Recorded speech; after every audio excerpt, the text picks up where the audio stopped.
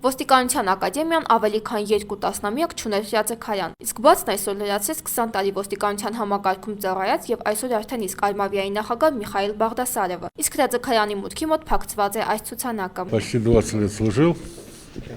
вот, поэтому, так сказать, понимаю, что такое для полиции сегодня тир, потому что заканчивать и не стрелять — это очень плохо, так как преступники стреляют сегодня больше, тренируются. Надо, чтобы наша полиция была подготовлена. Сейчас самостоятельная Армения, и все эти моменты упущены, а это профессионализм полиции, это спокойствие народа, нации. Думаю, что это принесет пользу для дальнейшего.